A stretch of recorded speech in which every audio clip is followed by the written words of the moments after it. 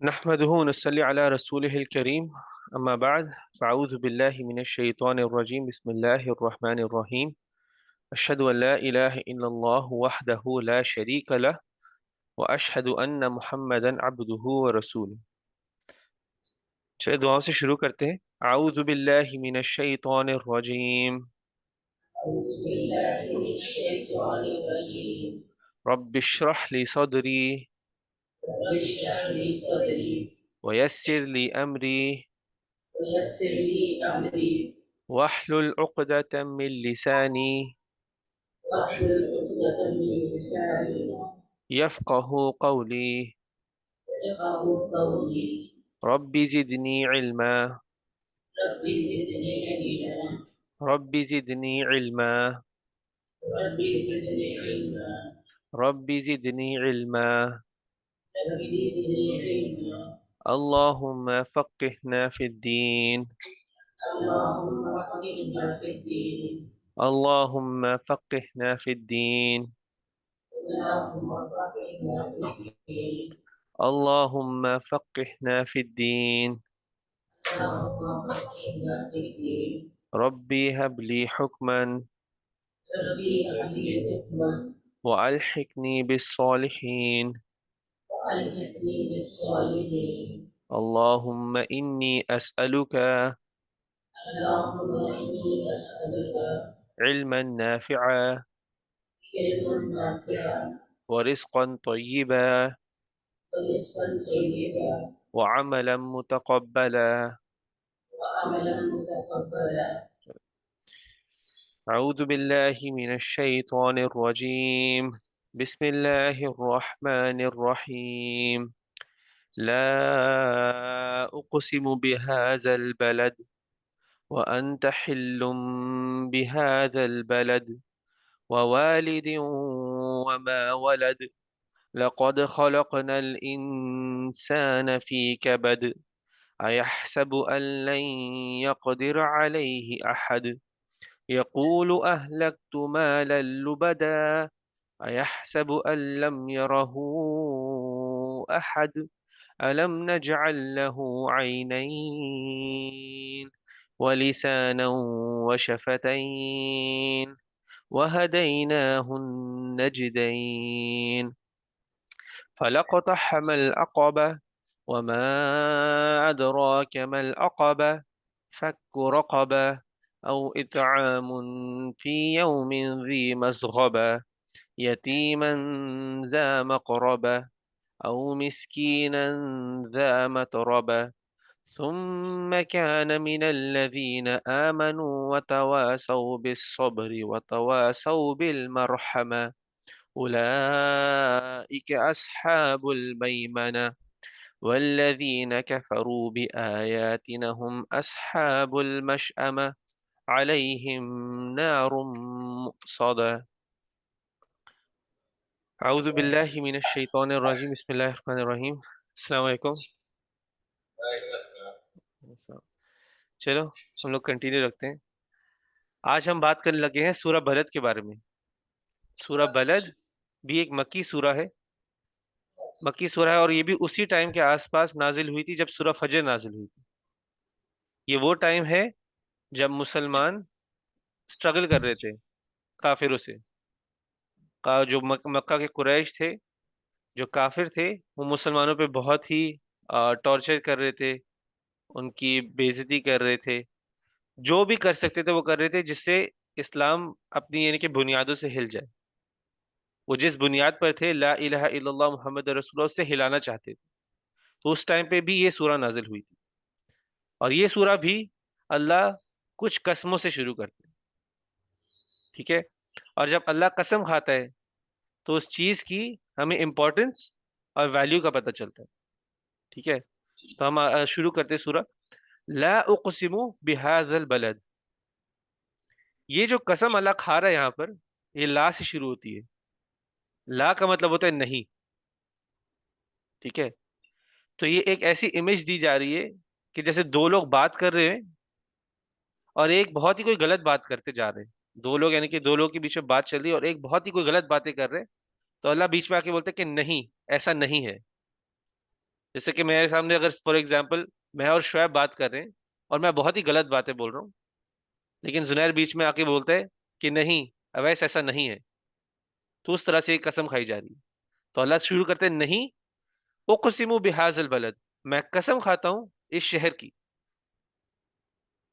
ठीक है, ला उक़सिमु बिहाज़िल बलद, तो अल्लाह कसम खा रहा है इस शहर की। कौन से शहर की? मक्का शहर की, क्योंकि ये मक्की सूरह है। तो मक्का शहर की अल्लाह कसम खा रहा है। भाई हम सबको पता है कि मक्का शहर की इंपॉर्टेंस क्या है, ठीक है, लेकिन वैसे थोड़ी सी बयान करने के लिए, मक्का सिटी, जो सिटी ऑफ मक्का है यानी कि मक्का का शहर है, वो पहले तो हरम है, ठीक है। दूसरी चीज है, वो दुनिया की सबसे पहली जगह है जो इबादत गाह थी, सबसे पहली इबादत गाह है दुनिया की, सिर्फ यानी कि पूरी दुनिया की, यानी कि शुरू से लेके ये सबसे पहली इबादत गाह है। ये वो शहर है जिसको सारे नबियों ने विजिट किया हुआ है, आदम अलैहिस्सलाम से लेके नबी सल्लल्लाहु अलैहि वसल्लम तक, सब नबी आए हुए हैं इस शहर में, ठीक है। और ये वही शहर है जिसमें जब इब्राहिम अलैहिस्सलाम ने काबा बना दिया था, उसके बाद उन्होंने दुआ की थी अल्लाह से कि ए अल्लाह, इस शहर में मेरी ही नस्ल में से एक नबी भेज, जो लोगों के बीच में से हो, जो उनकी जबान जानता हो, उनका कल्चर भी जानता हो, और फिर वो उनके आगे उन पर अल्लाह का जो भी मैसेज है वो सब पे जाके फैलाए, ठीक है। तो ये इब्राहिम अलैहिस्सलाम की दुआ थी, जो हजारों साल बाद कबूल हुई थी, और वो मक्का में पैदा हुए थे नबी सल्लल्लाहु अलैहि वसल्लम। तो ये कुछ इंपॉर्टेंस है, वैसे मक्का की बहुत सारी और भी इंपॉर्टेंस है, लेकिन इस क्लास के लिए इतनी इतनी काफी है इंशाल्लाह। फिर आगे बढ़ते, ला उक़सिमु बिहाज़ल बलद व अंत हिल्लुम बिहाज़ल बलद। ये आयत बात की जा रही है नबी सल्लल्लाहु अलैहि वसल्लम के बारे में। इस आयत को आप दो तीन तरीके से देख सकते हैं, लेकिन वो किस पर डिपेंड करता है, जो वर्ड हिल है बीच में, वो अंत हिल्लुम है ना, किस तरह से आप वो अल्फाज को देखेंगे, उसके हिसाब से इसका एक मीनिंग बनता है। तो हम इधर तीन चार यानी कि दो तीन ओपिनियंस को देखेंगे, और आप देखोगे थोड़ा बहुत इंटरकनेक्ट करते हैं इंशाल्लाह। तो हिल, हिल आता है हलाल से, हिल आता है हलाल से। तो इसका एक आयत का मतलब होगा कि नबी सल्लल्लाहु अलैहि वसल्लम, तुम इस शहर में हलाल कर दिए गए हो। हलाल का सिर्फ वो मतलब नहीं होता कि ज़िबा, वो तो उर्दू हम जिस तरह से हम बात करते हैं, हलाल का मतलब होता है कि जैसे, अब मैं खैर एक्सप्लेन करता हूँ, कि जैसे जायज होना, कि नबी सल्लल्लाहु अलैहि वसल्लम का कि आप इस जमीन पर, इस शहर में हलाल कर दिए गए। ये वो शहर है जो हरम है, जहां पर आप किसी जानवर को भी मार नहीं सकते बेफिजूल, यहाँ पर जो भी प्लांट्स हैं, ट्रीज हैं, उनको भी आप तोड़ नहीं सकते। इंसान की आपको इज्जत मेंटेन करनी है, इंसान के साथ झगड़ा नहीं कर सकते। ये सब कुरैश को भी पता है, ये लोगों को भी बताते हैं कि इस शहर में ये सब नहीं हो सकता।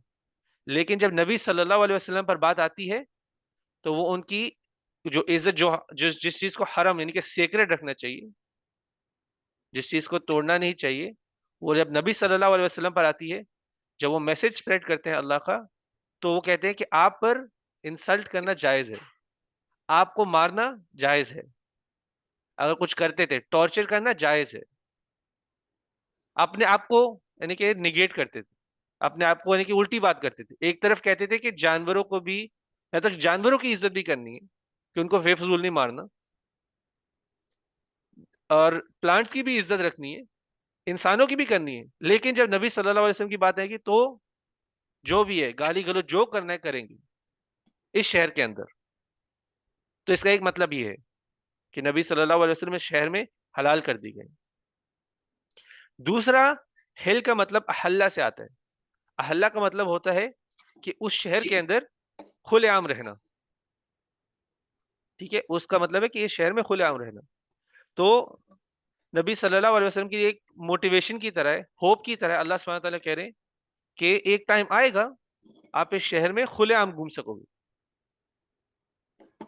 एक टाइम आएगा आप इस शहर में, अभी तो आप इस तरह घूम रहे हो कि तंगी में हो, एक टाइम आएगा आप इस शहर में खुलेआम घूम सकोगे। अहल्ला का मतलब इस तरह से। लेकिन आप को देखोगे अगर दोनों मीनिंग को कंपेयर करोगे तो ये कुरान की खूबसूरती है, उन्होंने दोनों मीनिंग डाल दी एक ही आयत में, कि अभी आप इस जमीन में हलाल हो, लेकिन एक वक्त आएगा जब इसी जमीन में खुलेआम घूम सकोगे। एक वक्त आएगा जब मक्का प्रॉफेट सल्लल्लाहु अलैहि वसल्लम के कंट्रोल में होगा। फ्यूचर की इंडिकेशन है, होप भी है, होप भी दे रहा है अल्लाह। दोनों वैसे मीनिंग जायज है इसके, कि अभी आप हलाल हो इस लैंड में, हलाल हो इस शहर में, लेकिन एक वक्त आएगा आप खुलेआम घूमोगे। तो एक और वैसे हलाल जो आखिरी आखिरी एक मीनिंग इसका है वो भी हलाल से आता है। कुछ कुछ उलमा ने कहा है कि ये जो जमीन है, ये शहर है, ये हरम है, लेकिन आपके लिए हलाल किया जाएगा। जब फतह मक्का के लिए प्रॉफेट सल्लल्लाहु अलैहि वसल्लम आएंगे मक्का पे, फतह मक्का करने आएंगे, जब अभी तो मदीना भी जाना है उन्होंने, मदीना के बाद वापस आएंगे मक्का को फतह करने। तो जब इधर आएंगे, वैसे इधर खून खराबा अलाउड नहीं है, लेकिन नबी सल्लल्लाहु अलैहि वसल्लम के लिए कुछ वक्त के लिए ये जमीन हलाल कर दी जाएगी, ताकि वो आएंगे और इस यानी कि मक्का पे कब्जा करेंगे।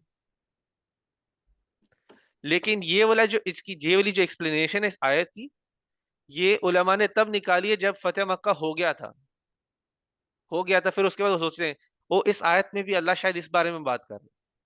इस आयत में अल्लाह ने इंडिकेशन दी है कि हम लोग फतेह मक्का के लिए जाएंगे, और अल्लाह ने ये जमीन हलाल करनी है नबी सल्लल्लाहु अलैहि वसल्लम की। तो पहली दो ज्यादा यानी कि स्ट्रांग है, यानी कि वो एक मैसेज दे रही होती है, जैसे एक मोटिवेशन दे रही है प्रोफेट सल्लल्लाहु अलैहि वसल्लम को उस वक्त में। ये जो बाद में ये जो है कि बाद में हलाल कर दी जाएगी लैंड, ये थोड़ा सा रिफ्लेक्शन की तरह है, जरूरी नहीं है इसका मतलब भी इस तरह से, एक रिफ्लेक्शन की तरह। तो ये इस आयत का मतलब है कि ये जमीन में नबी सल्लल्लाहु अलैहि वसल्लम उस वक्त हलाल है कि मतलब उनकी बेइज्जती की जा रही है, उन पे टॉर्चर भी किया जा रहा है, लेकिन एक वक्त आएगा वो उस जमीन में खुलेआम घूमेंगे। ठीक है। कभी आप ट्रांसलेशन की बुक खोलोगे, कभी डिफरेंट ट्रांसलेशन में जाओगे, किसी ने इसके लिए बारे में लिखा होगा कि नबी सल्लल्लाहु अलैहि वसल्लम खुलेआम घूम सकते हैं, किसी ट्रांसलेशन में लिखा होता है कि आप इस जमीन पर हलाल हो, मतलब कि आपके ऊपर जो भी यानी कि टॉर्चर वगैरह करना हलाल है। तो डिपेंड करता है कौन सी ट्रांसलेशन भी खोल रहे हो। आगे बढ़ते हैं। ववालिदिन वमा वलद, अल्लाह कसम, एक और कसम खा रहा है। पहले तो मक्का की कसम खाई, अभी दूसरी कसम है ये, ववालिदिन वमा वलद, अल्लाह ने बाप से कसम खाई है और जो उसके बच्चे हैं। ववालिदिन वमा वलद, बाय द फादर, कि जो अल्लाह ने बाप की कसम खाई है और जो बच्चे हुए। इसका मतलब ये है इसका मतलब ये है कि आदम अलैहिस्सलाम, पहला मतलब ये हो सकता है कि आदम अलैहिस्सलाम के बारे में बात हो रही है, आदम अलैहिस्सलाम और बनु आदम, मतलब कि सारे इंसानों की बात हो रही है। ठीक है कनेक्शन?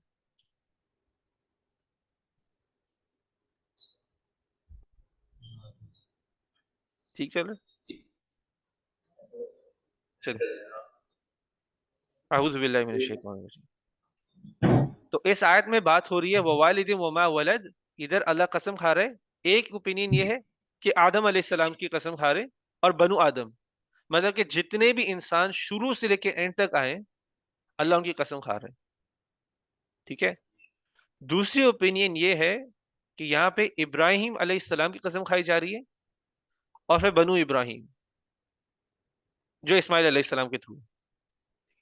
इधर आओ, इधर बैठ जाओ। तो इब्राहिम अलैहिस्सलाम, और फिर उसके बाद जो भी इब्राहिम अलैहिस्सलाम से आए, नबी सल्लल्लाहु अलैहि वसल्लम भी इब्राहिम अलैहिस्सलाम से आए।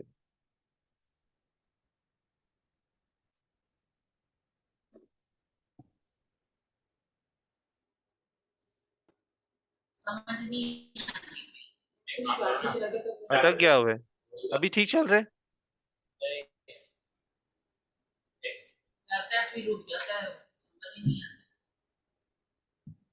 अभी आवाज ठीक आ रही है? शुआब ने घर के इंटरनेट से कनेक्ट किया, अभी अपने हॉटस्पॉट से कनेक्ट किया आपने?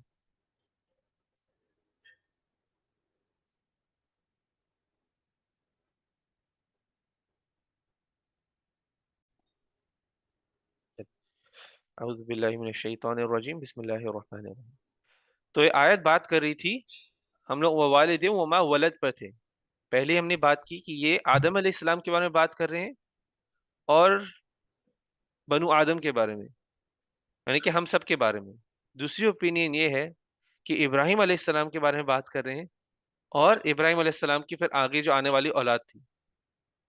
इब्राहिम अलैहिस्सलाम के दो बच्चे थे, दो थे। एक इसहाक अलैहिस्सलाम थे और दूसरे इस्माइल अलैहिस्सलाम थे। इसहाक अलैहिस्सलाम से आगे जाके बनी इसराइल आए, फिर उसमें जितने भी नबी आए, मूसा, ईसा, दाऊद, सुलेमान, ये सब उस उधर से आए। लेकिन इस्माइल अलैहिस्सलाम के बाद कोई नबी नहीं आया था अरबों में। इस्माइल अलैहिस्सलाम के बाद फिर उसके बाद नबी सल्लल्लाहु अलैहि वसल्लम आए थे। ठीक है, तो ये इब्राहिम अलैहिस्सलाम और उनकी औलाद के बारे में बात की जा रही है। ठीक है, प्रॉफेट सल्लल्लाहु अलैहि वसल्लम भी इब्राहिम अलैहिस्सलाम से कनेक्टेड थे, और कुरैश भी इब्राहिम अलैहिस्सलाम से कनेक्टेड थे। बल्कि कुरैश यही यूज भी करते थे। वो कहते थे कि खून से और रिवायत से हम इब्राहिम अलैहिस्सलाम से ज्यादा कनेक्ट है, उनके ज्यादा करीब है, तो मक्का पे, काबा पर हमारा कंट्रोल होना चाहिए। ठीक है, वो कहते थे ये दीन पे भी हमारा कंट्रोल होना चाहिए, कि जो अल्लाह का दीन है वो भी हमारे कंट्रोल में है, क्योंकि ये हमारे ही यानी कि लिनिएज से आ रहे हैं, हमारे ही खून में है ये सब, तो हम इन चीज को कंट्रोल करते हैं। ये कुरैश भी कहता था। ठीक है, लेकिन आप देखो, होना तो उनको ही सबसे करीब चाहिए था दीन अल्लाह के, लेकिन वही सबसे दूर थे। अल्लाह ने दीन उनके बीच में ही उनकी ही लिनिएज पे भेजा था, इब्राहिम अलैहिस्सलाम को भेजा था, होना तो उन्हें सबसे करीब चाहिए।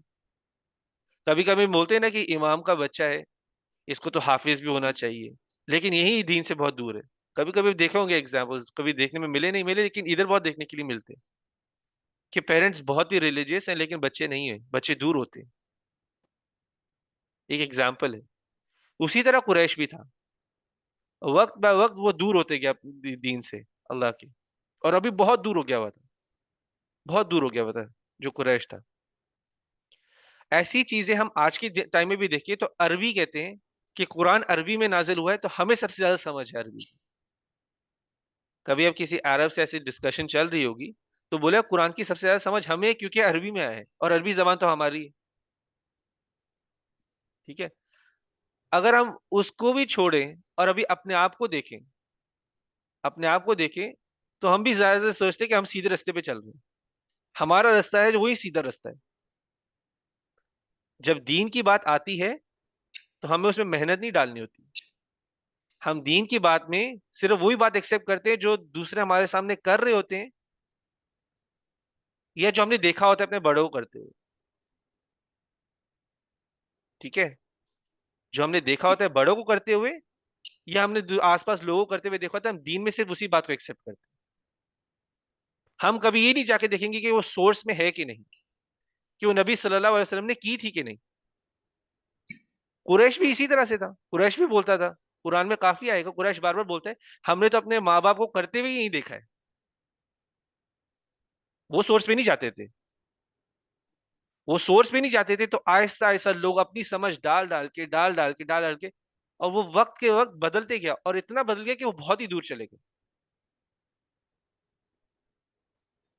ठीक है, तो ये हमारे लिए भी एक सबक है, हमारे लिए भी सबक है, कि हमारी रिस्पॉन्सिबिलिटी है कि हम हमेशा जाके देखें जो हम कर रहे हैं वो सोर्स में है कि नहीं, कि वो नबी सल्लल्लाहु अलैहि वसल्लम वो कुरान में है कि नहीं, वो सुन्ना में है कि नहीं। वो हमारी रिस्पॉन्सिबिलिटी। हम ये कह के किसी चीज को फॉलो नहीं कर सकते कि हमने किसी को करते हुए ऐसा देखा है। अगर आपकी ये एक्सप्लेनेशन है किसी भी चीज के लिए, स्पेशली दीन के मामले में, तो सोचो आप में कोई प्रॉब्लम है फिर। आपको हमेशा जाके चेक करना है कि चीज सोर्स में है कि नहीं, कहीं मैं दूर हो के रहा हूं कि नहीं, कहीं मेरी अपनी समझ तो नहीं बीच में आ रही, ये किसी दूसरे की समझ की मिलावट तो नहीं हुई भी। वो आपकी रिस्पॉन्सिबिलिटी है। तो अल्लाह कसम खा रहा है इब्राहिम अलैहिस्सलाम की, और फिर उनके बच्चों की, ये कुरैश के लिए था, आदम अलैहिस्सलाम की भी हो सकती है और सारे इंसानों की भी हो सकती है। अल्लाह कसम खा के बोल रहा है, लक़द खलक़नल इंसान फी कबद, बेशक इंसान को हमने बनाया है कबद में। कबद का मतलब होता है स्ट्रगल, कि मुशक्कत करना, दुश्वारी में होना, मेहनत करना, ये कबद का मतलब होता है। कवद का वैसे मतलब लिवर भी होता है, नहीं कि अगर हम लोग देखें जो टर्मिनोलॉजी, हमारे लिवर हमारे बॉडी का वो हिस्सा है जो बहुत काम करते हैं, लिवर किडनी, इनको भी कवद कहते हैं। लेकिन इधर आयत में कवद का मतलब है स्ट्रगल करना। इंसान को हमने बनाया कांस्टेंट, हमेशा स्ट्रगल में रहता है वो। ठीक है, थोड़ा सा गहराई में देखते हैं इस आयत को। हम इस दुनिया में आते हैं रोते हुए, वो भी एक स्ट्रगल है। रोते हुए आते हैं दुनिया में, बच्चा जब आते हैं दुनिया में रोते हुए आता है। फिर उसके बाद वो स्ट्रगल करता है खाने के लिए, रोता है, हाथ पैर मारता है, खाना खिलाओ खाना खिलाओ खाना खिलाओ, वो भी एक स्ट्रगल है। फिर उसके बाद वो फिर स्ट्रगल करता है चलने के लिए, क्रॉल करने के लिए पहले, वो भी उसके लिए एक स्ट्रगल है। फिर चलने की स्ट्रगल में हो जाता है। फिर थोड़ा बड़ा होता है तो पीयर प्रेशर आ जाते हैं कि भाई मुझे अभी एक तरह से दिखना है, एक तरह से बात करनी है। किसी पे बुलियिंग के स्ट्रगल होते हैं, ये आता है स्कूल में ज्यादा मजाक उड़ता है इसका, वो एक स्ट्रगल होती है जिंदगी में। किसी को स्ट्रगल होती है कि मुझे अटेंशन नहीं मिल रही, किसी को होता है कि उसको अटेंशन बहुत ज्यादा ही मिल रही होती है। ठीक है, तो स्ट्रगल कॉन्स्टेंटली होती है हमारी जिंदगी में, स्ट्रगल नहीं कभी खत्म होता। फिर उसके बाद पढ़ने के स्ट्रगल, जॉब या कमाने का स्ट्रगल, शादी, बच्चे, और साइकिल चलती रहती है। स्ट्रगल आपके तब तक खत्म नहीं होंगे जब तक इंसान मर नहीं जाता। जब तक इंसान मर नहीं जाएगा उसके स्ट्रगल नहीं खत्म होंगे। सेहत के स्ट्रगल भी आएंगे, बुरी चीजें भी होंगी, कभी एक्सीडेंट हो जाएगा, कभी कुछ हो जाएगा। स्ट्रगल इंसान की नहीं खत्म होते। कभी आप किसी को ऐसा लगा कि भाई आज के बाद मेरा कोई स्ट्रगल नहीं है? ऐसा लगता है कि एक चीज खत्म नहीं होती दूसरी स्टार्ट हो जाती है। ठीक है, तो स्ट्रगल इंसान की जिंदगी में कांस्टेंट ही है। ये आय ये नहीं दिखा रही कि जो जिंदगी है, अल्लाह ने आपको जो जिंदगी दी है वो बुरी है, मायूसी से भरी हुई है, ये नहीं दिखा रही। ये आयत बिल्कुल ये नहीं दिखा रही कि जिंदगी बुरी है या मायूसी से भरी हुई, मगर आपको ये दिखा रही है कि इंसान हमेशा किसी ना किसी चीज में मुलविस है, किसी ना किसी चीज में स्ट्रगल करते जा रहे हैं। लेकिन वो स्ट्रगल करना भी आपके लिए एक अपॉर्चुनिटी है कि आप अल्लाह के करीब होते हो कि नहीं। क्या करते हो आप स्ट्रगल में, किस चीज के लिए स्ट्रगल करते हो, वो वो बताएगी कि आप अल्लाह के करीब हो रहे हो या अल्लाह से दूर हो रहे हो। ठीक है, तो आपको उस तरह से सोचना है हर चीज में, मैं इस स्ट्रगल को किस तरह से अल्लाह के लिए काम बनाऊं इसको। अब इस आयत से पहले आया था ववालिद वमा वलद। कई कई उलमा ने कम यानी कि ना इनको ज्वाइन करने की कोशिश की है, कहते हैं कि सबसे बड़ा जो स्ट्रगल है जिंदगी का वो है माँ बाप का, अपने बच्चे के लिए, वो सबसे बड़ा स्ट्रगल है।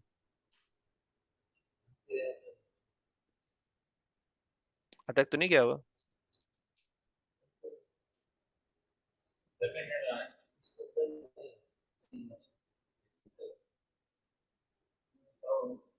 अभी सही चल रहा है?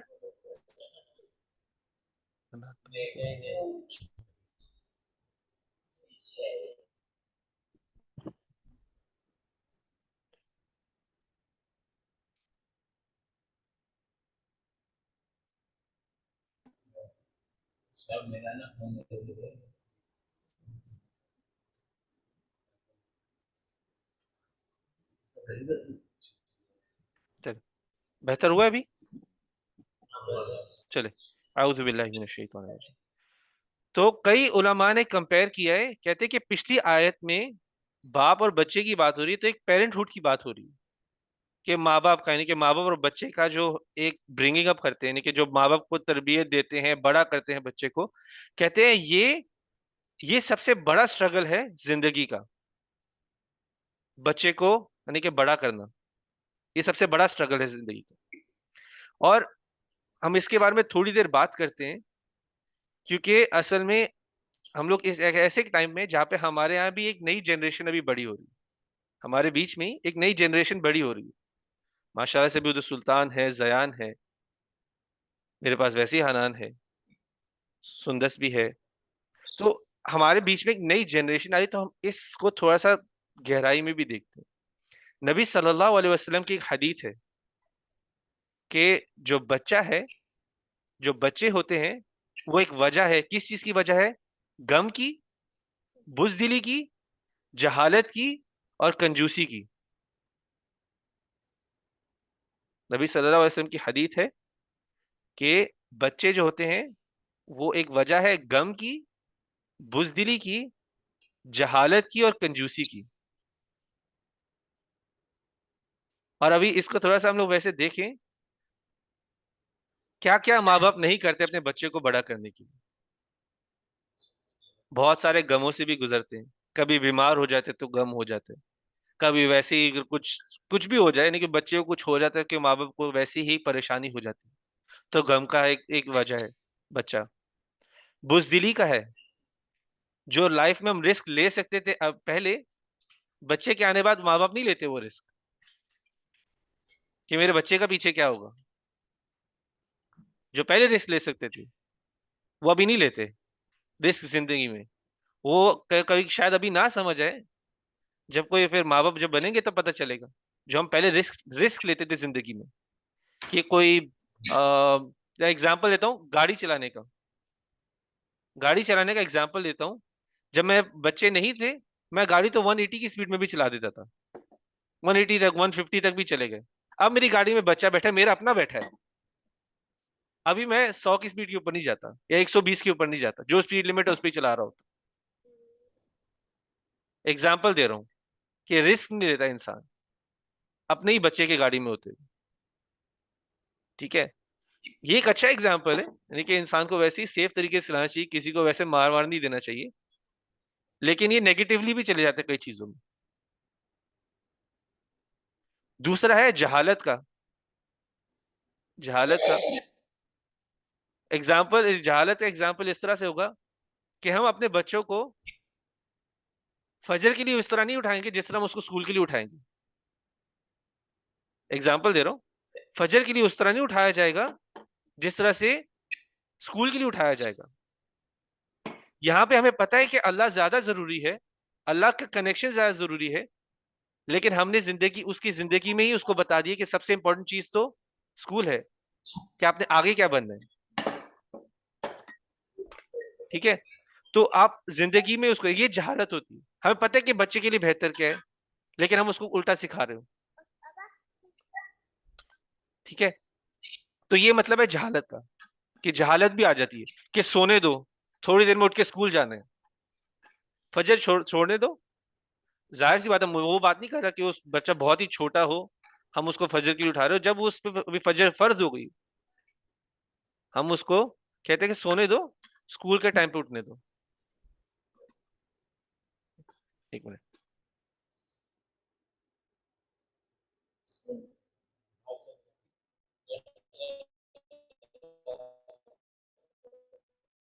आवाज आ रही है?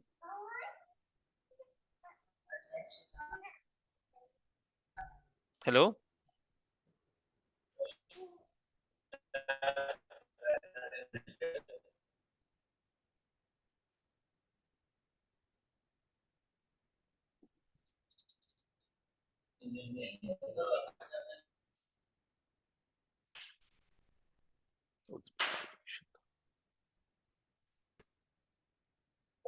अभी चल रहे सही?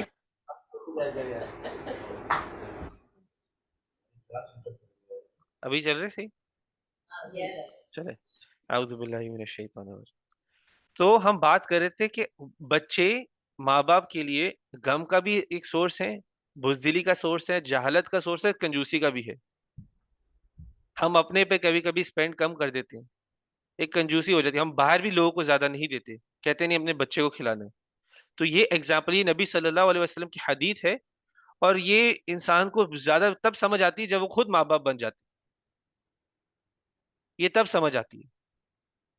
लेकिन जो चीज जिसकी मैं थोड़ी चीजें हाईलाइट करना चाहता हूँ, पहले तो वो है कि हमारे बीच में जैसे एक नई जनरेशन अभी बड़ी हो रही है, तो कोई थोड़ी सी चीजें, थोड़े से पॉइंट्स शेयर करूंगा, जो माँ बाप नहीं भी उनके लिए भी है, और जो माँ बाप है ये उनके लिए भी है। सबसे पहली चीज तो है, हम अगर अपने बच्चे को बड़ा कर रहे हैं, तो हमारा गोल होना चाहिए कि इसका कनेक्शन अल्लाह से होना चाहिए। ये मेन गोल होना चाहिए। रिस्क अल्लाह ने लिखा है। ये सब चीजें जो दुनिया की चीजें हैं, वो साथ साथ होनी ही होनी है। मेन चीज इंसान का गोल होना चाहिए कि मेरे बच्चे का कनेक्शन शुरू से ही स्ट्रांग होना चाहिए अल्लाह के साथ। ठीक है। बच्चे के सामने कुरान पढ़ो या दिन में पूरा दिन कुरान प्ले करो। एक एग्जांपल दे रहा हूं। नहीं बिठाओ बच्चे को जहां पर म्यूजिक प्ले हो रहा हो, या आप लोग नहीं, मतलब कि हम सभी इसमें इन्वॉल्व है। कभी कभी हम लोग गॉसिप कर रहे होते हैं बैठ के, बच्चा सुन रहा होता है बीच में बैठ के, और आपको नहीं है इसका एहसास कि बच्चा कितना पकड़ रहा होता है। कभी हम चुगली कर रहे होते हैं, गॉसिप कर रहे होते हैं, और बच्चा बीच में बैठा होता है, और यही चीजें उसके अंदर फिर डलती चली जाती है, डलती चली जाती है। और हमें इस चीज का एहसास नहीं होता जब बहुत लेट हो जाता है। जब उससे निकलना शुरू होता है तब हमें एहसास होता है ये तो क्या हो गया हमसे। ठीक है। तो पहले से ही गोल बनाओ, पहले से ही शुरू करो कि मैंने इसको अल्लाह से कनेक्ट करना है। कुरान प्ले करो, कुरान के हमेशा एक खुद पढ़ो बेहतर है।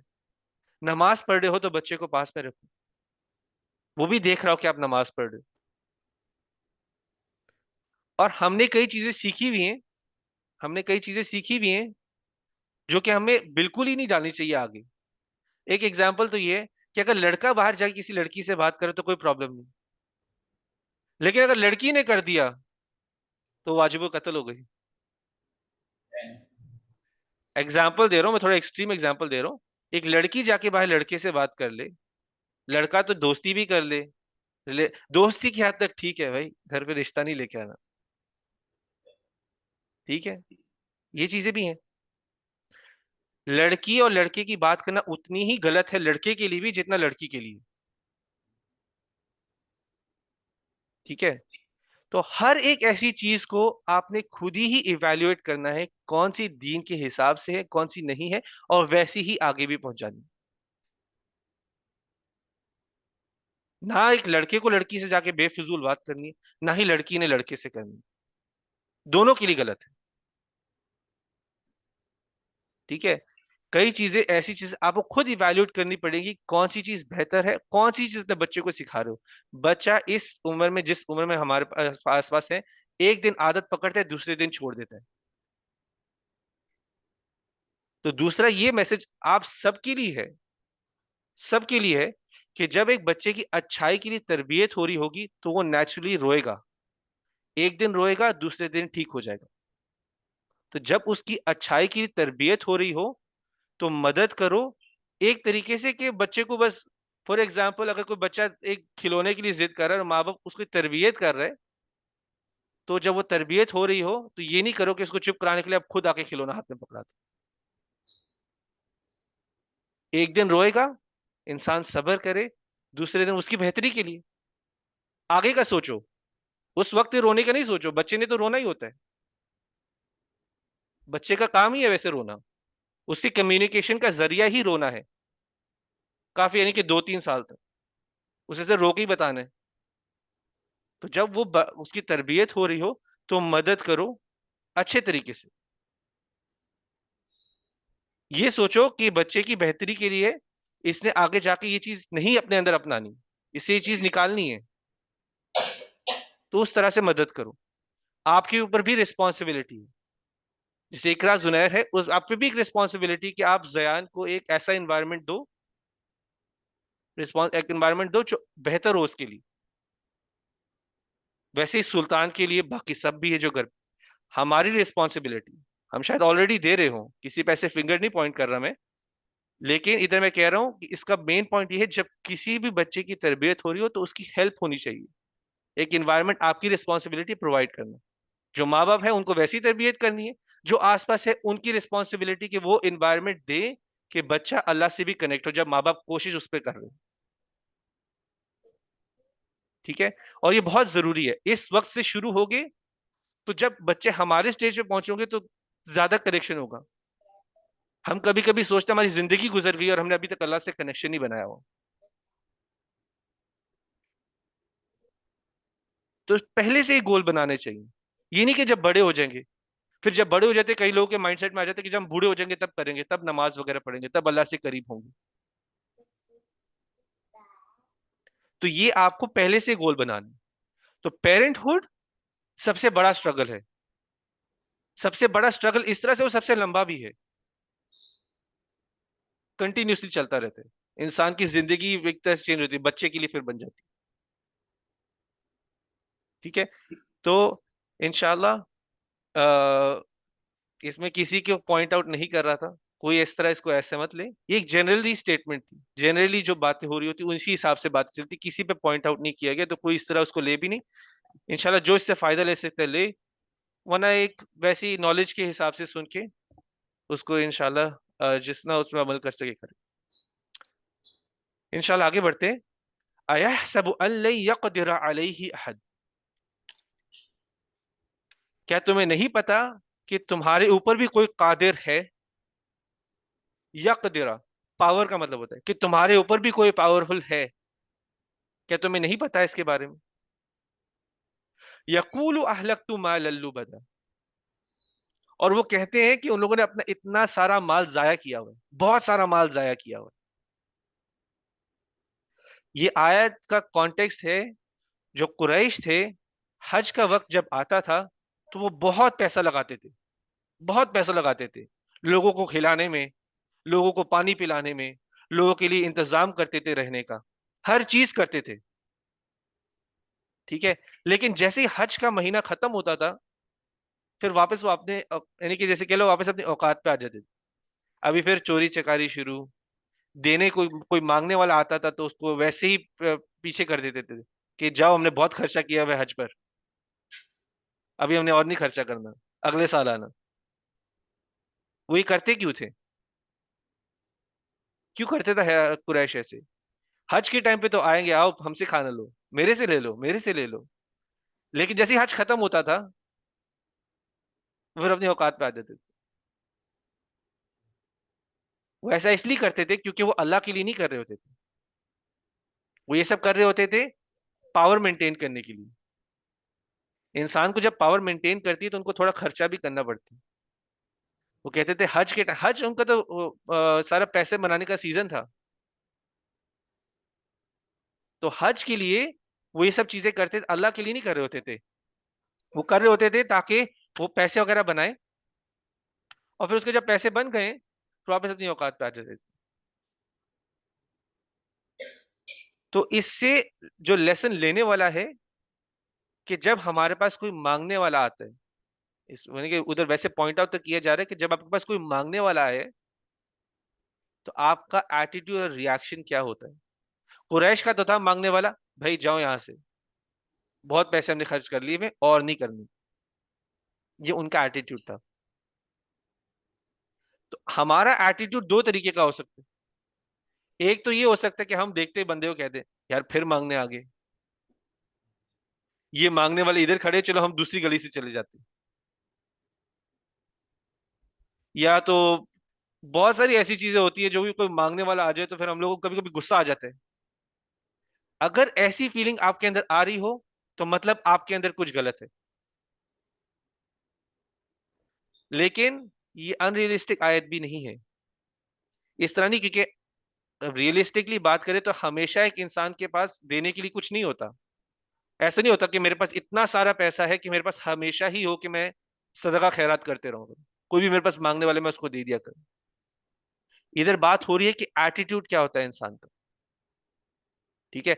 अगर मैं ये सोचूं मुझे दर्द का एहसास है, मैं दुआ कर दूं, मैं अल्लाह से अपने लिए भी दुआ करूं अल्लाह मुझे और दे ताकि मैं लोगों की मदद करूं, ये मेरा एटीट्यूड हो। बल्कि ये ना हो कि भाई गुस्से में मुझे फिर पैसे देने पड़ रहे हैं, मेरे अपने पैसे कम हो रहे हैं, मैं अपने पे क्या खर्च करूंगा, अपनी औलाद पे क्या खर्च करूंगा। ये टेंशन सोचने के अलावा अगर इंसान सोचे कि मैं अल्लाह के लिए कर रहा हूं, अल्लाह मुझे और दे ताकि मैं किसी की मदद करूं या दुआ ही कर दूं, तो ये डिफरेंस है। एक कुरैश का एटीट्यूड था, एक आपका एटीट्यूड है। आपको डिसाइड करना है कि आप कितना गलत हो या कितना सही हो।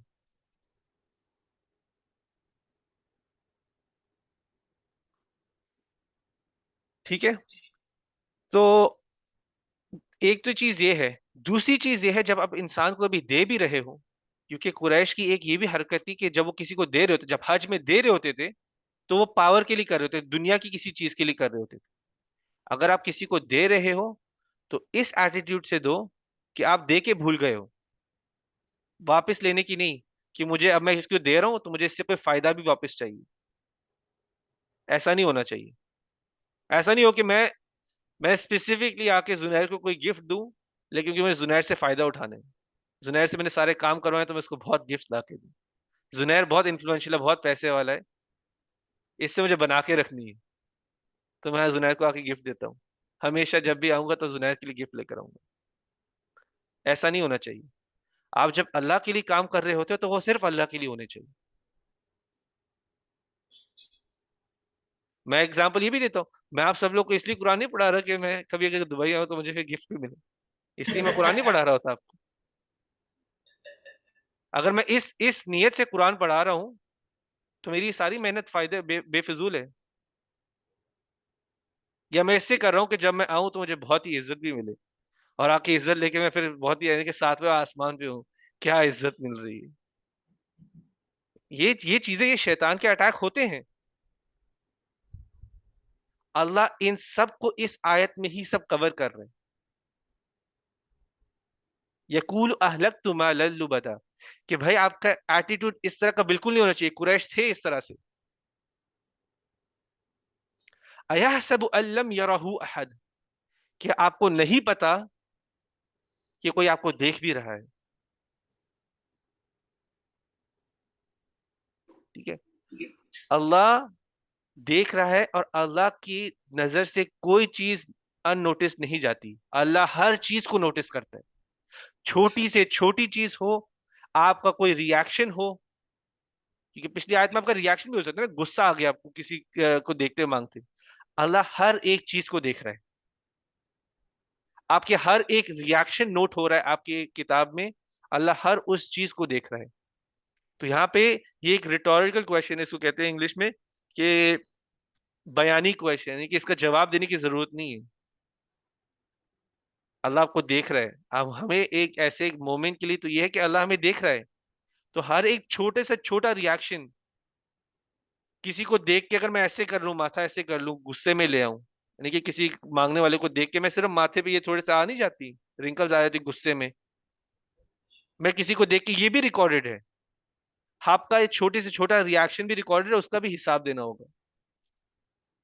तो अल्लाह आपको देख रहा है। अलम नजअल लहू ऐनैन, क्या अल्लाह ने तुम्हें दो आंखें नहीं दी? ऐसा आयत में है कि क्या हमने तुम्हें दो आंखें नहीं दी? वैसे इसका ट्रांसलेशन इस तरह से होता है, क्या हमने तुम्हें दो आंखें नहीं दी? तो अल्लाह ने आपको एक तोहफा दिया आंखों का। अल्लाह ने आपको नजर की कैपेबिलिटी दी है, वो भी एक तोहफा है आपके लिए। तो कभी कभी हम एक्ट इस तरह कर रहे होते हैं कि हम देख सकते हैं लेकिन अल्लाह नहीं देख सकता। जब अल्लाह ने हमें देखने की सलाहियत दी है, तो वो खुद भी देख सकता होगा और हमसे बहुत बेहतर देख सकता होगा।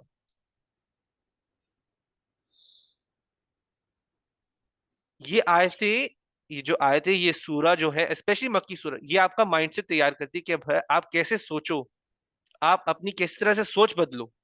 अपने हर एक्ट में सोचो कि अल्लाह ने मुझे आंखों से भी आप सबक सीखो। अल्लाह ने मुझे आंखें दी हैं, तो अल्लाह के पास खुद भी इससे बेहतर होंगी। अल्लाह हर चीज देख सकता होगा, मैं तो सिर्फ ये देख सकता हूँ ना, अल्लाह तो हर चीज देखता है, हर छोटी से छोटी चीज देखता है। अपनी आंखों से भी सबक लो। जब मैं देख सकता हूँ तो अल्लाह तो मुझसे बेहतर देख सकता होगा। वह लिसान व शफतैन, तो अल्लाह ने आपको जबान भी दी है और दो होंठ दिए। होंठ और जबान, अल्लाह ने जबान का भी गिफ्ट दिया आपको। सबसे इंटरेस्टिंग तो ये लिसान का जो अल्फाज है, वो अरबी में आता है यलसन से। यलसन, यलसन का मतलब होता है एक जाल बिछाना। तो अरब करते क्या थे, जानवर को पकड़ने के लिए एक हाइट पर एक जाल बिछाते थे, और नीचे कुछ खाना वगैरह रखते थे। जैसे ही जानवर आता था तो जाल फेंका, पकड़ लिया। आपने वैसे ही देखा होगा, फिल्मों में भी ऐसे होता है, देखा होगा। कि वो जाल बिछाया, वो ऊपर रखा हुआ है, नीचे जैसी कोई आया उसको वैसे ही पकड़ लिया, तो उसको यलसन कहते हैं। उसी से जबान जबान भी आती है, लिसान। तो इंसान अपनी जबान का इस तरह इस्तेमाल कर सकता है, एक खूबसूरत से अल्फाज बोल सकते हैं कि लोगों को पकड़ ले और फिर उन पे पावर रखता है वो। एग्जाम्पल पॉलिटिशियंस है। पॉलिटिशियंस ऐसे होते हैं ना, वोट लेने के लिए क्या क्या बोलते हैं, करते कुछ नहीं है, क्या क्या बोलते हैं कि हमारे पास वोट आ जाए। अटक तो नहीं रहा?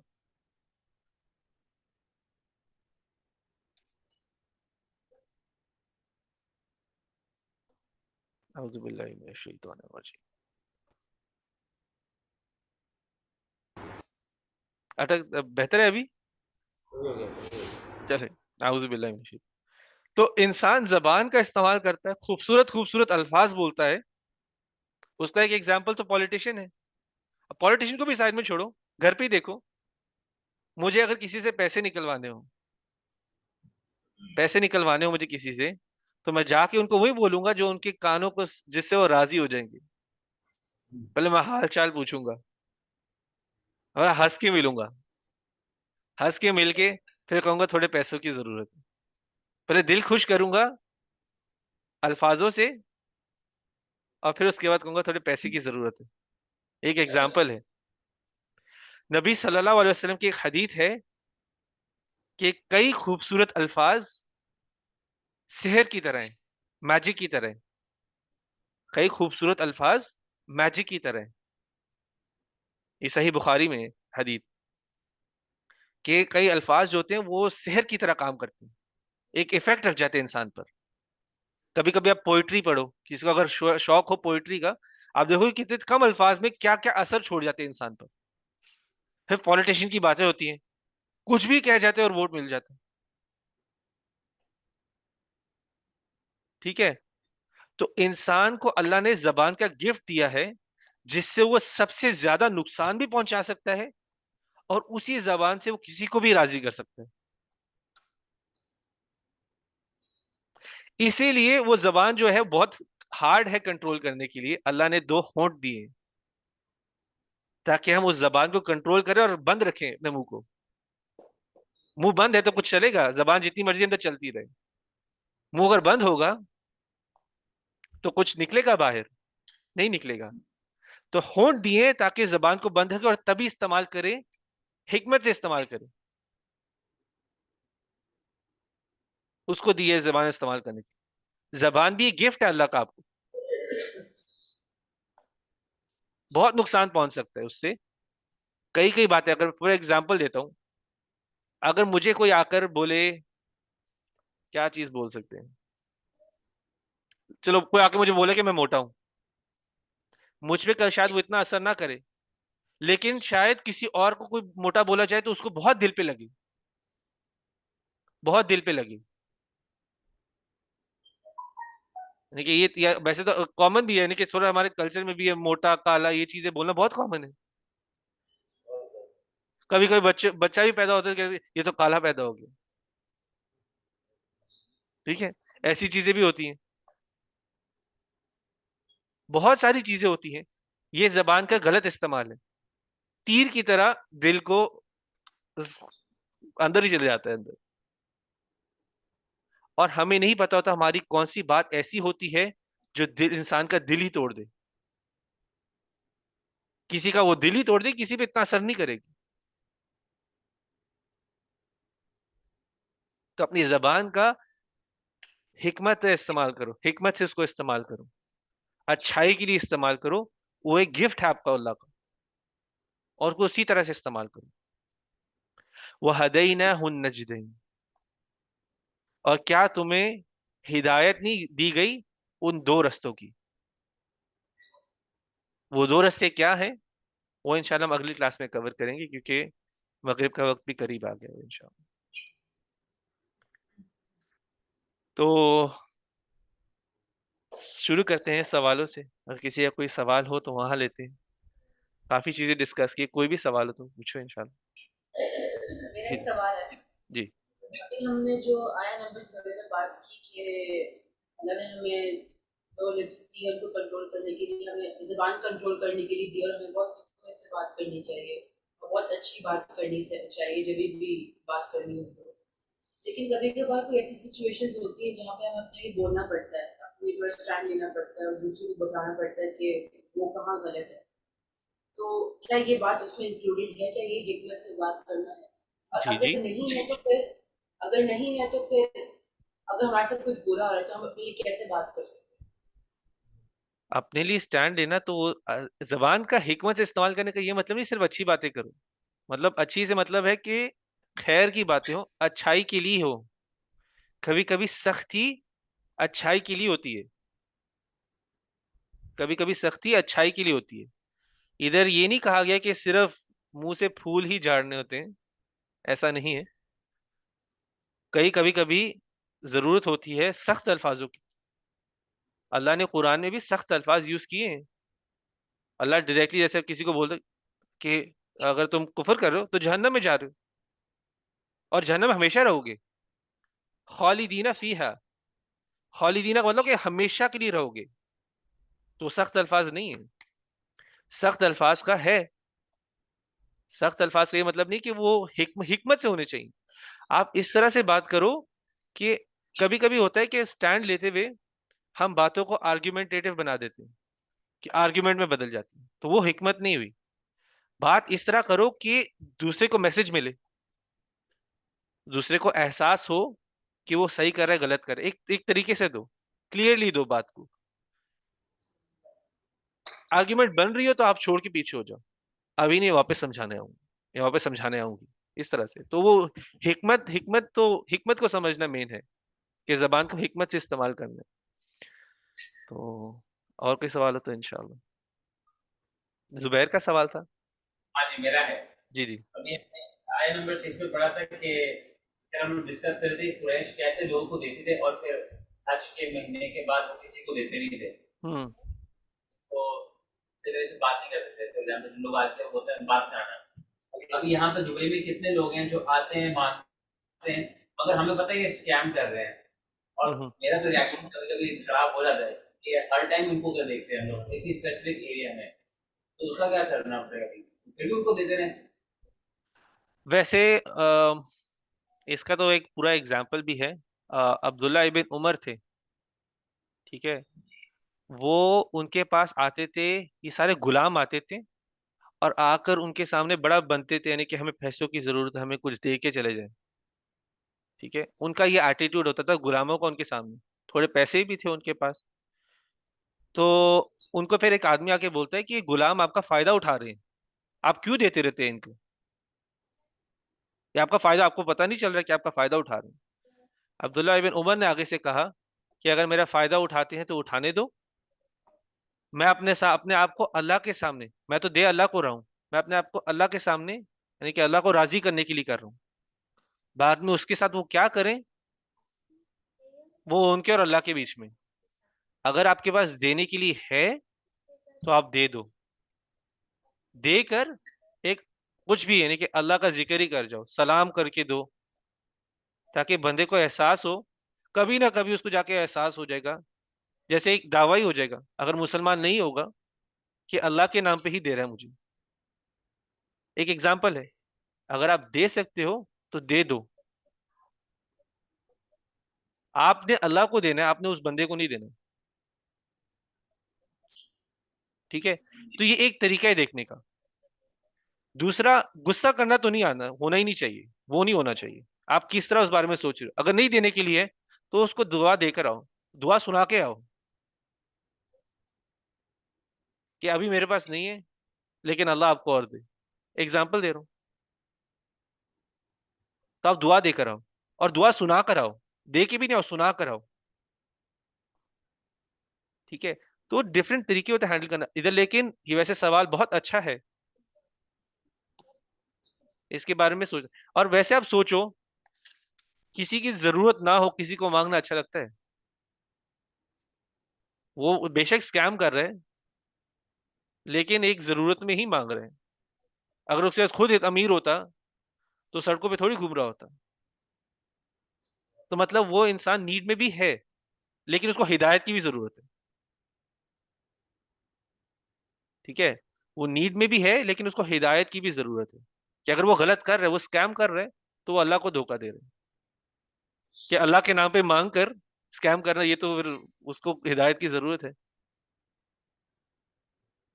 तो डिफरेंट डिफरेंट तरीकों से अप्रोच करो।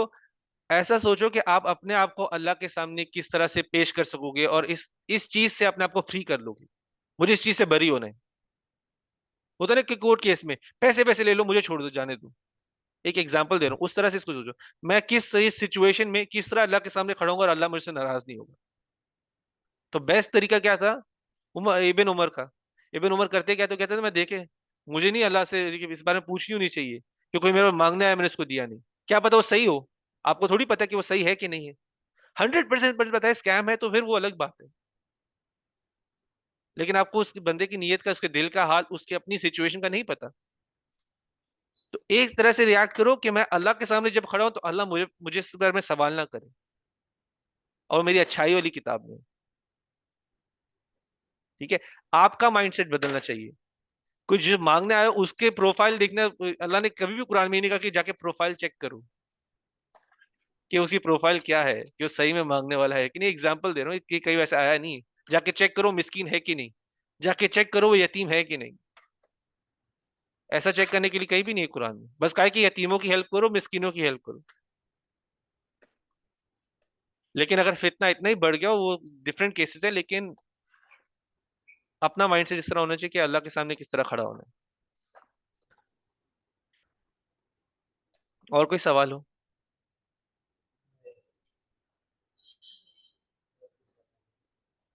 चलो फिर रिफ्लेक्शन स्टार्ट करते हैं, थोड़ा ही वक्त बच गए। जुबैर से ही शुरू करते हैं इंशाल्लाह। मैंने आज काफी चीज सीखी थी, मगर एक चीज जो मैं दिमाग को रिमाइंड कर रहा हूँ कि जबान का अच्छे तरीके से इस्तेमाल करना। ये काफी चीजें होती है जो हम लोग जज्बात में आके बोल देते हैं, अनफॉर्चुनेटली लोगों को बुरी लग जाती है। हमें उस टाइम पता नहीं चलता कि क्या बोलते हैं, मगर बाद में थोड़ा एहसास होता है। बस वही मैं आगे लेके चलूँ। अरे, बहुत ही अच्छा रिमाइंडर था। इससे एक हदीस भी रिमाइंडर आती है। सब्र क्या होता है? सब्र क्या होता है? हमने हदीस के बारे में बात किया था। आपका फर्स्ट रिएक्शन सब होता है क्या कुछ? हाँ, फर्स्ट रिएक्शन। सब्र पहले, यानी कि पहले सदमे पर आपका क्या रिएक्शन होता है, वो सब्र होता है। अगर मैंने जब सब्र करने के टाइम पे, जब मैंने पहले रिएक्शन में सब्र नहीं किया, तो वो सब्र सब्र नहीं। ऐसा मैं गुस्से के बाद उन्होंने कहा यार मैं तो गलत बात करती है, अभी मैं सब्र कर लेता हूँ, मैं जाके माफी मांगता, तो वो सब्र नहीं है। तो ये एक अच्छा रिमाइंडर था हम सबके लिए कि सब्र असल में, गुस्सा तो है, वो सब्र भी, यानी कि वो पहले रिएक्शन पे आते हैं ना। तो पहला रिएक्शन जो होता है उस पे सब्र होता है। ये नबी सल्लल्लाहु अलैहि वसल्लम की हदीस है जो हमने कवर की थी पिछले क्लासेस में। चलिए फिर आगे बढ़ते चाची। यही है कि अल्लाह ताला ने जो हमें दी है, जो भी अल्लाह ताला ने हमें चीजें दी है, हम बस वही इस्तेमाल करें, ताकि हर चीज से किसी को नुकसान भी पहुंच सकता है और किसी की भी अच्छी चीज है। तो हमें कोशिश करनी चाहिए कि अच्छा ही करे सकते हैं। इंशाल्लाह। अपने जो अल्लाह ताला ने आंखें दी है, अपने दी है, उनका सही इस्तेमाल करें। इंशाल्लाह आमीन। आमीन। जज़ाकल्लाह खैर। जुनैर। और ईमान में बोले उसी आयत के बारे में कि अल्लाह ने आंखें दी, अल्लाह ने हमें बोल दी है, जबान दी है। अगर हम इस पर एक्चुअली रिफ्लेक्ट करें, अगर किसी के पास कुछ हो भी ना, अगर वो इन्हीं चीज़ों को देखे तो वो कितनी अपनी जिंदगी का सब्र और शुक्र अदा कर सकते हैं। अगर आप देखें किसी के पास तो आंखें भी नहीं, कि किसी के पास तो बोलने की सलाहियत भी नहीं, तो हर चीज़ पैसे से नहीं होती। बंदा इंसान के पास कुछ ना हो के भी कितनी चीजें अगर अपने जिस्म के ऊपर देखी और कितनी चीजें अल्लाह की नेमत है, कितनी चीजों का शुक्र अदा कर सकते हैं। बस ये है। यहाँ तक कि कुरान में बहुत सारे साइंस आएंगे जो बॉडी से रिलेटेड है, कि बच्चा कैसे माँ के पेट में बनता है, ये भी कुरान में है। कि आपकी बॉडी ही एक बहुत बड़ा साइन है, कि आंखें बहुत बड़ा साइन है आपके लिए। कि अल्लाह के पास आ जाओ, अभी भी सबक ले लो, अल्लाह के पास आ जाओ। कान भी साइन है, हाथ मुंह सब कुछ साइन है। तो अल्हम्दुलिल्लाह। इकरा। मेरा रिफ्लेक्शन आया नंबर 4 में है, जहाँ पे हमने पढ़ा कि इंसान कांस्टेंट स्ट्रगल में है, हम बार बार स्ट्रगल करते रहते हैं। तो कई बार मेरे भी दिमाग में आता है कि आज वापस ये तो मुश्किल खत्म हुई तो दूसरी आ गई है। लेकिन आई थिंक ये लाइफ का हिस्सा है और ये रियलिटी है कि हमने स्ट्रगल से ही गुजरना है, और ये स्ट्रगल हमें हमारे लिए खुद के टेस्ट है कि हम अल्लाह से करीब होते हैं या फिर उससे दूर होते हैं।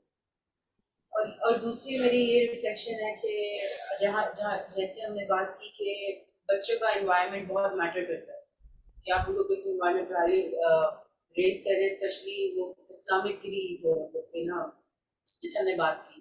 तो कई बार जैसे सुल्तान नीचे आता है हमारे पास, तो हम कभी उसको पोएम लगा के देते हैं जिसमें बहुत साउंड होता है, बहुत म्यूजिक होता है।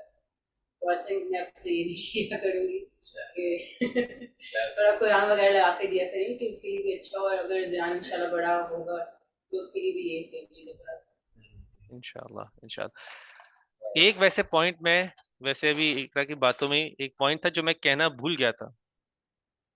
अगर आपको कोई चेंज बच्चे में लानी हो तो सबसे पहला चेंज आपके खुद के अंदर आना चाहिए। मैं चाहता हूं मेरा बच्चा म्यूजिक ना सुने, मुझे म्यूजिक सुनना छोड़ना पड़ेगा। मैं चाहता हूं मेरा बच्चा यूट्यूब पे ना देखे, मैं खुद मोबाइल में बैठ के वीडियोस ना देख रहा हूं। चेंज आपसे शुरू होगा। बच्चे ने वही चीजें लेनी है जो आपके अंदर है, जो आपको करते हुए देखेगा। इसलिए जब आप कुरान भी पढ़ रहे हो तो या तो प्ले कर दो, या बेहतर हो कि आप खुद भी पढ़ रहे हो, या जब नमाज पढ़ रहे हो तो बच्चे को पास में रखो कि बच्चे को पता हो कि नमाज भी कोई चीज है। इसी तरह से बचपन से एहसास उसका बढ़ता है, एक कनेक्शन बनता है। तो चेंज सबसे पहले हमारे अंदर आना है।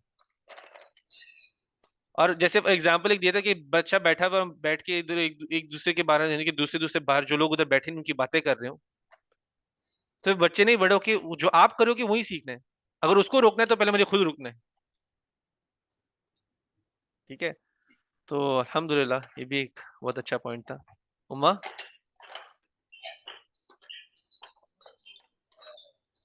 थोड़ा सुना है, थोड़ा मुझे तो पता नहीं चला, लेकिन जहाँ तक मैंने सुना है बड़ा प्यारा लगा जब अल्लाह ताला कसम खाता है शायद मौका की अपने नबी के लिए, और फिर अपने नबी को तसल्ली देता है कि एक वक्त आएगा कि आप सरेआम को भी सकेंगे या अपने जो दावत इस्लाम की दावत दे रहे हैं, कुछ भी कह रहे हैं अल्लाह ताला के लिए, वो सरेआम कह सकेंगे और समझा सकेंगे। ये मुझे बड़ा हुआ है कि अल्लाह पाक ने साथ साथ अपने नबी को तसल्ली दी। ये तसल्ली सिर्फ नबी सल्लल्लाहु अलैहि वसल्लम के लिए नहीं, हम सब के लिए है। ये तसल्ली आप देखा जाए तो जो भी दीन के रास्ते में चल रहा होता है, मुश्किलें तो उस पर आएंगी, लोगों ने लेबल भी लगाने होते हैं, वो मौलवी मौलवी भी कहना होता है, हर चीज करनी होती है। यानी कि दुनिया इस तरह से डिजाइंड है कि आपको दूर रखे दीन से। तो ये आप सबके लिए है। मुश्किलों से आप गुजरोगे, लेकिन जब मुश्किलों से गुजरोगे तो अल्लाह ने आपके लिए आसानी भी एंड में रखी है। शायद दुनिया में मिले ना मिले, आखिरत में तो मिलनी मिलनी है। तो ये नबी सल्लल्लाहु अलैहि वसल्लम के लिए तो डायरेक्टली तो उनके लिए है, लेकिन ये हर उस इंसान के लिए जो नबी सल्लल्लाहु अलैहि वसल्लम को सही तरह फॉलो कर रहे अजान और हैं।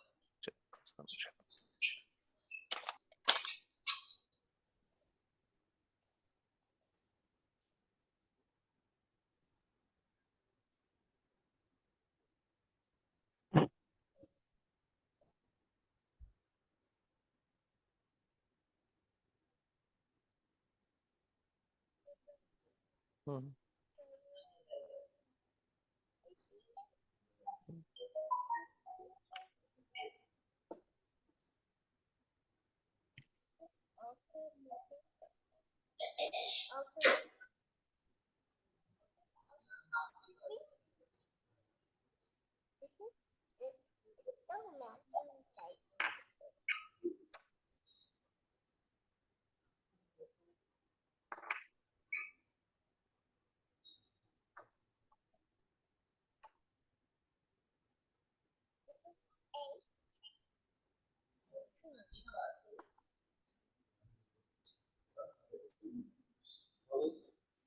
इंतजाम है। हो गए? चले, औज़ु बिल्लाहि मिनश शैतानिर रजीम। चले, कोमल। मैंने जो आज के इस सुनने में मैंने बात जो सीखी है वो सबसे पहले ये कि जो ज़रूरत है उसकी तरफ से जो हमारा एटीट्यूड होता है, जिस तरह से हम उन्हें देख भी रहे होते हैं, एक हक़ायक़ की नज़रों से भी जब हम देख रहे होते हैं, तो वो भी हमें अपना ये एटीट्यूड बिल्कुल चेंज कर देना चाहिए। पहले तो ये कि हम जितने भी हमारे वो हैं हैसियत है उससे हम क्या नाम है उनकी भी वो करें। और दूसरा ये कि जो जिस तरह से हमें देखते भी हैं तो वो हम अपनी उन नज़रों को बदलना शुरू कर दें ताकि वो हमें हमारी आँखें से बेहतर हो और उससे अल्लाह ताला भी खुश हो। और दूसरा ये कि जो आपने वो हज़रत मोहम्मद सल्लल्लाहु अलैहि वसल्लम की हदीस के बारे में बात की जो इख़लास के ऊपर थी, तो उससे ये हम मतलब कि इतना ये सीख सकते हैं कि किसी को मज़ाक में सार्कास्टिकली जिसको कहते हैं कि हम लोग कोई ऐसी बात कर जाते हैं कि हम लोग कह कर देते हैं कि हम लोग मज़ाक कर रहे थे, मगर अगला उस वक़्त क्या उस टाइम पे फ़ील कर रहा था, तो वो ही जानता है। और उस टाइम पे जो उसके दिल में जो वो एक जिसे कहते हैं दुःख आता है कि नहीं उसने मुझे ऐसी बात कह दी है, जो कि नहीं कहनी चाहिए थी। तो वो भी जो है बहुत ज़्यादा मतलब गलत है और इस बात से जो है हमें बहुत ज़्यादा अवॉइड करना चाहिए। अल्हम्दुलिल्लाह, अल्हम्दुलिल्लाह। ये भी वैसे अच्छी बात याद दिलाता है मुझे कि मैं वैसे पहले भी शेयर किया हुआ है कि मेरी जब फॉर एग्ज़ाम्पल जब जॉब नहीं थी, तो मुझे कोई जब आके बार-बार पूछ रहा था कि तुम्हारी जॉब लगी क्यों नहीं अभी तक? कहने के लिए तो एक अच्छी बात पूछ रहा था, लेकिन वो मुझे बहुत बुरी लगती थी। जब मेरी जॉब नहीं थी और मुझे बार-बार पूछा जाता, ऐसे एहसास है कि ये जैसे कोशिश कर ही नहीं रहा। ऐसे क्यों मैंने कहा कि मुझे क्यों एहसास दिलाया जाए कि मैं कुछ हर रोज़ बैठ के अप्लाई कर रहा हूँ। हर रोज़ 10-15 जॉब अप्लाई करता, फिर मुझे हर रोज़ कोई उठ के पूछता है। लग जाएगी तो बता दूँगा। एक जैसे एक इंसान को उसकी कमज़ोरी का एहसास दिलाया जा रहा होता है। कभी-कभी बातों में, यानी कि बात तो इतनी बुरी नहीं है, जॉब लगी क्यों नहीं अभी तक? क्या बना ऐसा तुम्हारी जॉब का? जी, जी। हो सकता है वो हम गर्दी में पूछ रहा हो, हाँ। लेकिन ठीक है बात ना? ये कि दूसरे के दिल पे क्या गुज़र रही होती है। कभी-कभी यानी कि बंदा कहता है कि मैं खुद भी मेहनत कर रहा हूँ, खुद भी मेहनत कर रहा हूँ और फिर मुझे बार-बार सुनने के लिए मिला था कि तुम मेहनत नहीं कर रहे। एक तरह सवाल का जवाब तो इस पूछने का बेसिस ये होता है ना कि मेहनत हो रही है कि नहीं हो रही। हाँ, अगर कोई नहीं कर रहा हो उससे पूछा जा रहा हो तो वह तो अच्छी बात है, उसको ज़रूरत है। लेकिन जब कोई कर रहा होता है और फिर उससे पूछा जा रहा है तो फिर उसको कभी-कभी दर्द भी होता है। तो वो हर एक की सिचुएशन पर होता है। तो मैं ये नहीं कहता कि जो पूछ रहे हैं वो पूछना बंद कर दें। खुद इवैल्यूएट करें इंशाअल्लाह, अगर कोई पूछता है तो। चलो आगे बढ़ते हैं शुएब। तो आज मैं बात करना चाहूँगा आयत नंबर 7 की, जिसमें बताया जा रहा है कि आपको नहीं पता कि आपको कोई देख रहा है। तो इससे अल्लाह को मेंशन किया जा रहा है कि अल्लाह सब कुछ देख रहा है, हर छोटी से छोटी चीज़ देख रहा है। तो मुझे लगता है कि यही जो 7th आयत है, यही सबसे रिलेटेड है पूरी आयत सूरा में, कि अगर इंसान को पता चल जाए कि अल्लाह तुम्हें देख रहा है, तुम्हें हर छोटे से छोटा रिएक्शन देख रहा है, तो जितनी भी आयत में जितनी भी चीज़ें बताई गई है, तो ये चीज़ें कभी ना हो।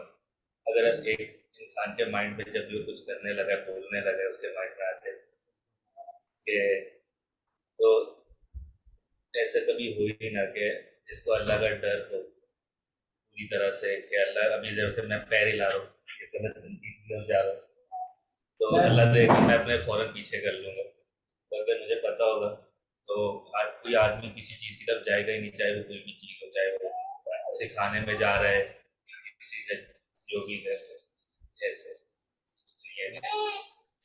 अल्हम्दुलिल्लाह, ये भी अच्छा पॉइंट था। चले उमैर। मेरी भी रिफ्लेक्शन ऑलमोस्ट सेम थी कि अगर इस आयत के बारे में अगर बंदा ज़्यादा इस चीज़ को समझ जाए कि तुम्हें नहीं पता कि तुम्हारा रब तुम्हें देख रहा है, बेसिकली यही बात होनी चाहिए ना, कि तुम्हारा रब तुम्हें देख रहा है, ऊपर कोई तुम्हें देख रहा है। अगर ये इनको इस चीज़ का रियलाइजेशन हो जाए तो वो दूसरी चीज़ों से वैसे ही बच जाएगा, क्योंकि अभी सब इतने बड़े हो गए कि उनको पता है कि गलत क्या है सही क्या है। सबको अच्छा बुरा पता है, अल्हम्दुलिल्लाह हमारे माँ बाप ने हमें बहुत पढ़ा लिखा दिया, सही गलत का बताया है। तो ये चीजें हो ही ना जब ये आयत नंबर 7 के बारे में अगर सही से बंदा अगर रिफ्लेक्ट करे तो। बेशक। माशाल्लाह से बहुत अच्छे अच्छे पॉइंट थे। इन सब पॉइंट्स के ऊपर सोचे, यानी कि हम सबको सोचना चाहिए इन सारे पॉइंट्स के बारे में, और इंशाल्लाह इनको अमल में भी लाना चाहिए इंशाल्लाह। तो अल्लाह हम सबको तौफीक दे कि हम इन सब पॉइंट्स को अपने माइंड में रखें और अमल में भी लेके आए इंशाल्लाह।